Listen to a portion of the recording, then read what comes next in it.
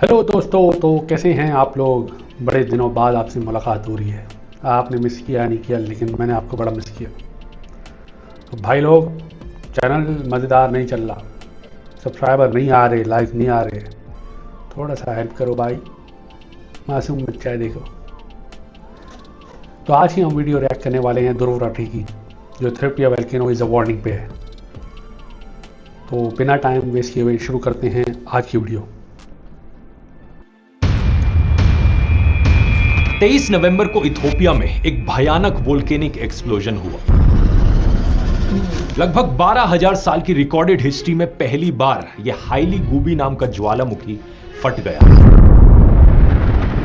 यह धमाका इतनी तेजी से, इतने अचानक से हुआ कि किलोमीटर दूर खड़े लोगों ने कहा कि उन्हें ऐसा लगा कि कोई बॉम्ब फट गया हो। इससे करीब 50,000 फीट ऊंचा ऐश क्लाउड निकला। यह राख का बादल इतना बड़ा था कि यह बड़ी ही आसानी से स्पेस से दिख रहा था। नक्शे में देखो, हवा के जरिए यह राख का बादल पहले ओमान और यमन के देश में गया और फिर धीरे धीरे पाकिस्तान और इंडिया तक पहुंच गया।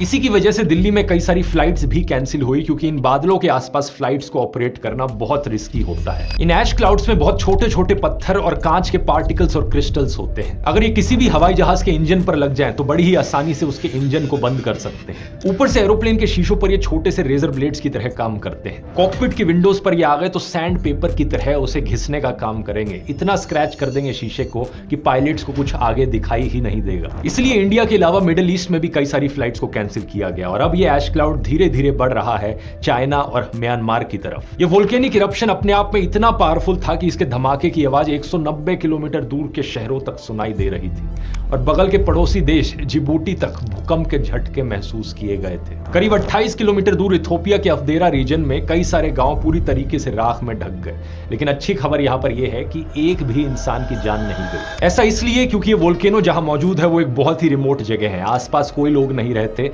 इनफैक्ट इस एरिया को दुनिया की हॉटेस्ट प्लेस माना जाता है धरती पर। इस जगह का नाम है दानाकिल डिप्रेशन।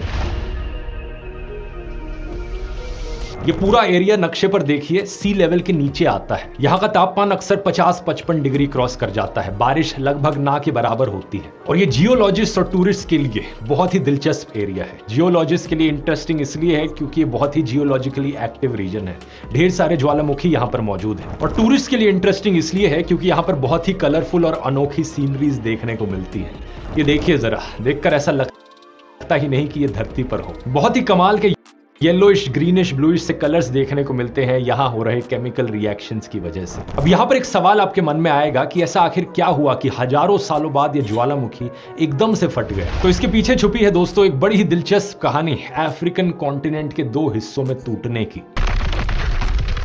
सही सुना आपने, ये वोल्केनो जहां मौजूद है वहां पर टेक्टोनिक प्लेट्स शिफ्ट हो रही हैं और अफ्रीका का कॉन्टिनेंट टूटकर दो हिस्सों में धीरे धीरे बट रहा है। असल में कई मिलियंस ऑफ ईयर्स पहले की बात है जब सारे कॉन्टिनेंट्स एक हुआ करते थे। इसे पैंजिया कहा जाता था। आपको याद होगा, स्कूल में पढ़ा था इसके बारे में। ये पैंजिया का सुपर कॉन्टिनेंट धीरे धीरे टाइम के साथ साथ अलग अलग टुकड़ों में बटा और वहां से हमारे आज के कॉन्टिनेंट्स बने। अफ्रीका के रीजन पर अगर स्पेसिफिकली फोकस करोगे तो एक टाइम पर अफ्रीकन टेक्टोनिक प्लेट और अरेबियन टेक्टोनिक प्लेट एक हुआ करती थी, लेकिन जब ये धीरे धीरे अलग हुई तो इनके बीच जगह बनी और वहां पर आया रेड सी और गल्फ ऑफ ईडन। अब हो क्या रहा है दोस्तों, क्योंकि ये टेक्टोनिक प्लेट्स हमेशा मूव करती रहती हैं, अब धीरे धीरे अफ्रीकन प्लेट भी दो हिस्सों में टूट रही है, नूबियन प्लेट और सोमालियन प्लेट में। इथियोपिया का ये वाला रीजन जहां पर ये हाईली गुबी ज्वालामुखी मौजूद है, यहां पर तीन प्लेट्स एक साथ मिलती हैं, नूबियन, सोमालियन और अरेबियन टेक्टोनिक प्लेट्स। अब यहां पर ये तीनों प्लेट्स धीरे धीरे एक दूसरे से दूर होती जा रही हैं और जमीन तीन हिस्सों में टूट रही है। इस जगह को अफार रिफ्ट कहा जाता है, लेकिन ये रिफ्ट अपने आप में एक बड़ी ईस्ट अफ्रीकन रिफ्ट का हिस्सा है। अफ्रीकन कॉन्टिनेंट में यहां से साउथ की तरफ देखोगे तो एक पूरी लाइन सी बन रही है, करीब 6000 किलोमीटर लंबी लाइन जो रेड सी से होते हुए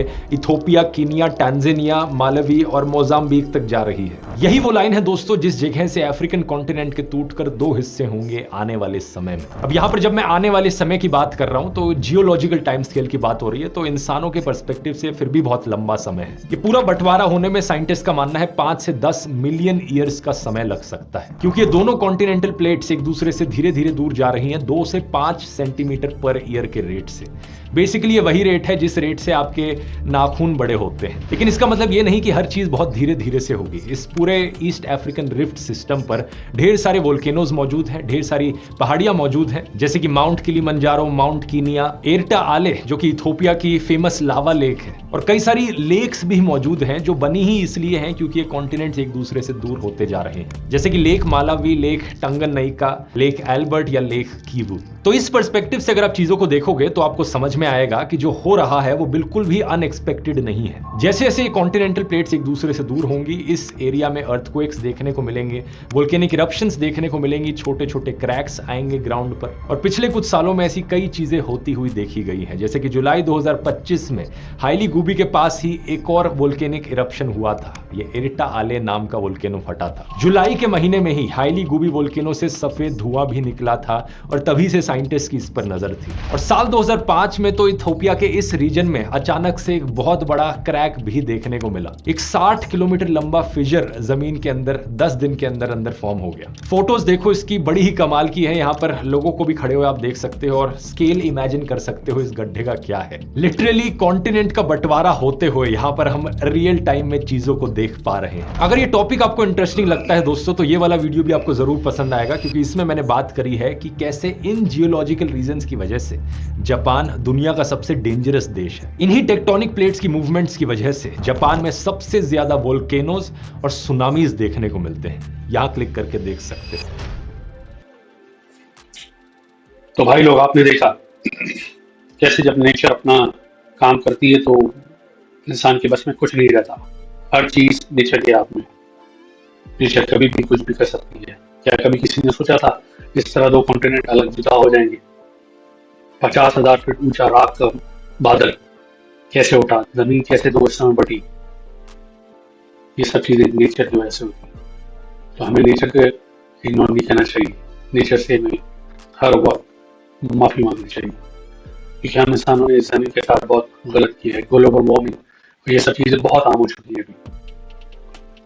ये वीडियो जो है ध्रुव की है, इसने हमें कुछ इंडिकेट किया है कि हम कुछ संभलें, कुछ करें, अपनी अर्थ के लिए कुछ करें। तो मैं हूँ रिएक्टर मैन, सब्सक्राइब करो रिएक्टर मैन को, और मिलते हैं अगली शानदार वीडियो में। Good bye.